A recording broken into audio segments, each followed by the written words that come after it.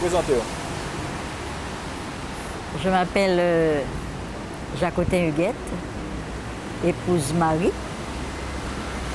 Et j'habite à Capesterre de Marie-Galante, rue de la Marine prolongée. Et c'est où? Et en Guadeloupe. C'est une île, Capesterre de Marie-Galante, hein, parce qu'il y a Capesterre Belle-Eau. Et la mienne, c'est de Marie-Galante. Qu'est-ce que tu es venu faire à Paris? Mais je suis venue voir ma petite fille. On dit à Paris. Je suis venue voir à Paris, c'est ça? Je suis à Paris. Je suis à Paris et je viens voir ma petite fille, Kelly, et mon arrière-petit-fils, Kyle. Et je suis venue aussi à Paris avec ma fille, Ismine. Donc, nous avons débarqué à Antony, à Massy. C'est où qu'elle habite, 25 rue de Massy, Antony. Je suis restée quelques jours et je suis retournée. Hein, j'ai une amie, elle habite à Marly-la-Ville, elle s'appelle Jeannette. Et donc je suis restée avec elle, comme sa maison a été brûlée. J'ai été l'aider, c'est une très grande amie, on se considère beaucoup. Donc je suis restée là et après le déménagement, nous sommes allés à La Rochelle. Hein, La Rochelle. On a été aussi à l'île de Ré. Et j'ai mangé des moules hein, que j'avais jamais mangé. Et j'ai été voir aussi l'aquarium de La Rochelle qui est super. Hein. Il y a des choses magnifiques, hein, j'ai visité. On a été aussi à voir,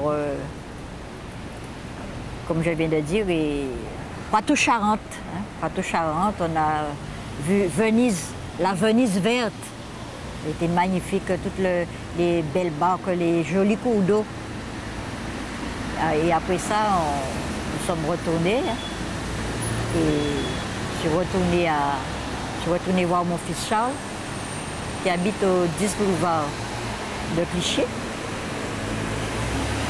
Et je suis retournée après ça près de ma petite fille, hein, ma petite fille Kelly. Et on est revenu sur Paris où j'ai fait quelques emplettes, hein, comme chez le coiffeur, et remettre les montures de mes lunettes. C'était un peu abîmé par le sel de la mer parce que j'habitais près de la mer. Et maintenant, le 12 juin, là, je suis en train de me balader. On est en train près de la place à Paris. Hein, on est à Paris maintenant. Et à Paris, près de la place de Clichy. Non, à Paris. Hein? La place de Pigalle. Voilà, la place de Pigalle. Et je suis avec mon fils Charles. Ça se passe bien. Bon, parle-nous de ton enfance. Comme tu n'étais pas comme les autres, quoi, parce que tu as la peau blanche. Parle, comment ça se passe? Raconte-nous. Effectivement, hein, quand j'étais à l'école, j'étais la seule qui avait la peau claire. Hein. C'était le gendarme, le prêtre et moi qui avons la peau blanche à Capesterre de Marie-Galante. Et comme j'avais des cheveux longs, les petites amies, sans le faire méchamment, comme j'étais coiffée toujours à deux nattes, me tiraient les nattes. Et quand je regardais, il n'y avait juste personne. Mais donc j'étais très aimée, hein, surtout avec Madame Bad qui était la directrice, elle m'aimait beaucoup. Et moi aussi, comme j'étais très pacifique, hein, et je me rappelle une petite anecdote, que comme j'aimais pas me bagarrer, et les filles en profitaient. Et une fois, je me suis fâchée, j'ai dit, eh bien bon, tu vas voir ça hein, à la récréation. Et tout le monde s'est donné le mot. Ils m'ont dit, tiens, Jacotin va se battre. Alors Jacotin va se battre. Et donc, voilà, j'ai été, hein, je me suis bagarrée. Hein, je ne sais pas où j'ai trouvé cette force. Je me suis bagarrée avec elle. Ok, rappelle-moi, je sais qu'on fait une interview. Et depuis ça, dans 20 minutes. tous les gens de ma classe et même des autres classes me respectaient. Et pour ça, je me suis bagarrée, j'ai remporté la victoire. Et depuis ça, hein, on me respectait parce que comme je n'aimais pas la bagarre, les autres en profitaient pour me... Ouais, comme tu as la peau claire blanche, comment ça se vit à Marie-Galante? Eh bien, moi, je ne peux pas... à Marie-Galante, les gens m'aiment bien. Hein. Justement, quand je viens l'autre jour, j'étais à Paris. Non, j'étais à Marly-la-Ville. Et on passait avec mon ami et je disais, il y avait des petits jeunes. Hein.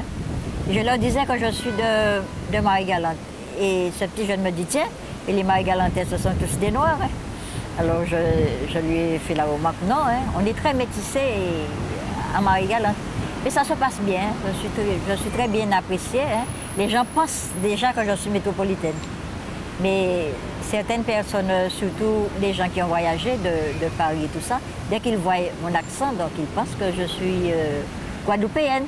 Et en 88, quand j'ai été vendeuse dans les grands magasins, boulevard Haussmann, vous voyez, je m'habillais bien, coupe de cheveux au clair.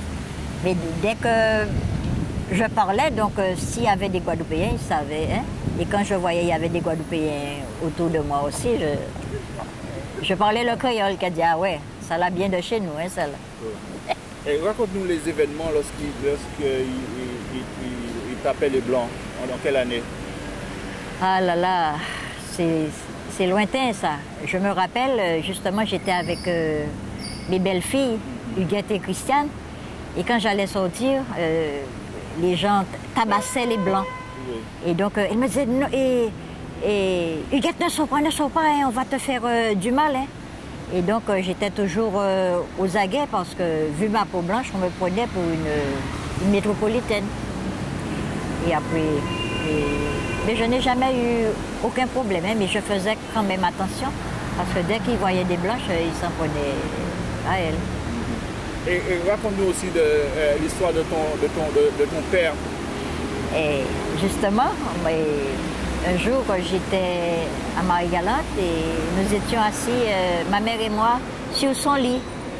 Et je la vois en train qui me regardait. Bon. Et elle m'a dit, j'ai quelque chose à te dire. Alors je dis, bon, il n'y a pas de problème. Et tout en parlant, hein, mais je la voyais très crispée. Et elle me disait, tu sais que Pécastin n'est pas ton vrai père. Alors je lui ai dit, ah bon? Mais comme moi je suis un petit peu, je prends tout un petit peu, je suis pas très... Mon cœur, je dis, tiens, il n'est pas mon... Je ne lui ai pas dit, tiens, il n'est pas... Et c'est pas Pécastin qui est mon père, je dis, et qui est mon père? Et il m'a dit que c'est monsieur Alex. Alors je dis, ah bon? Et où est-ce qu'il habite? Alors, il m'a dit, oui, il habite à Pointe-à-Pitre, mais je ne veux pas que tu ailles près de lui. Je ne veux pas que tu le revoies parce qu'il m'a fait beaucoup souffrir. Alors je lui ai dit, ah bon? Ben, oui, parce qu'il m'a demandé un mariage, j'étais jeune et il était déjà marié. Alors, je ne lui ai pas répondu.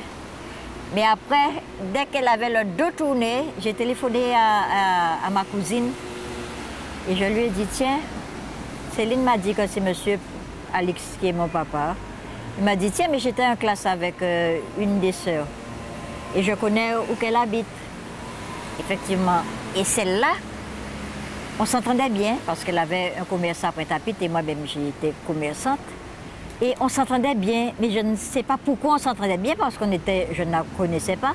Mais elle, comme je ressemble, il y a au moins 1, 2, 3, 4 filles et c'est moi qui ressemble le plus à mon père. Et donc elle se disait en elle-même, mais pourquoi cette femme ressemble à mon père? Mais elle ne m'a jamais rien dit. Et quand je suis venue, je lui ai dit, tiens, tu sais que je suis ta sœur? Il me dit, ah, j'en étais sûre. Pourquoi? C'est que tu ressembles, hein? De toutes les filles, c'est toi qui ressembles le plus à papa. Donc j'ai été revoir mon père. Donc comme c'est une personne, c'est un homme qui était très, très instruit. Il m'envoyait des petits poèmes et tout ça. J'ai été voir les autres sœurs, j'ai 2 frères. Mais j'ai une particulièrement, Marthe, elle habite à Vieux-Fort. Et on a le même thème de voix et on se ressemble un peu, donc on a sympathisé. Et celle-là, je revois de temps en temps les autres, mais celle-là, hein, on s'entend très bien. Et voilà, donc... Est-ce que tu peux nous raconter l'anecdote dans les événements à propos de ton père? Tu m'as raconté une histoire. Oui, justement, j'étais commerçante, mais je ne savais pas que c'était mon père. Et donc, comme il avait mal garé sa voiture, et que moi, j'étais les policiers, hein, les gendarmes, tous me connaissaient. Hein, bien parce que, pour vous dire, j'avais une Mercedes, une 220. Et chaque fois que les gendarmes me voyaient, ils m'arrêtaient, mais pas pour m'arrêter, pour me demander mes papiers.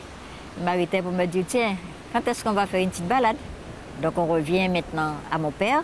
Mon père s'est garé, il s'est mal garé. Et les policiers sont venus lui donner un PV, mais sans savoir que c'est mon père. Et je leur ai dit, c'est mon père, hein, ne lui donnez pas de PV. Il me dit, ah bon, c'est votre père? Ah, ben, je m'excuse. Hein. Donc ils lui ont serré la main et tout ça, et ils ont retiré, hein, ils ont déchiré le papier. Mais lui, mon père, j'ai l'impression qu'il savait, parce que il savait que j'étais sa fille, mais comme ma mère ne m'avait rien dit, et moi-même, mais il était dans les parages quand même. Hein, il était dans les parages, puis je le voyais. Mais il ne m'a jamais dit qu'il est mon père, comme ma mère ne m'avait rien dit. Hein. Et voilà. Raconte-nous l'anecdote pendant les événements. Tu m'avais dit qu'ils t'ont dit qu'ils ont essayé de le tabasser. Ils m'ont dit non, raconte-nous ça. Hein? Tu m'avais raconté. Oui. Ton père, ils ont essayé de le tabasser aussi. Et les hommes ont dit non, c'est vous qu'on nous pas tué. Ah bon, mais je ne me rappelle pas trop de celui-là. Hein.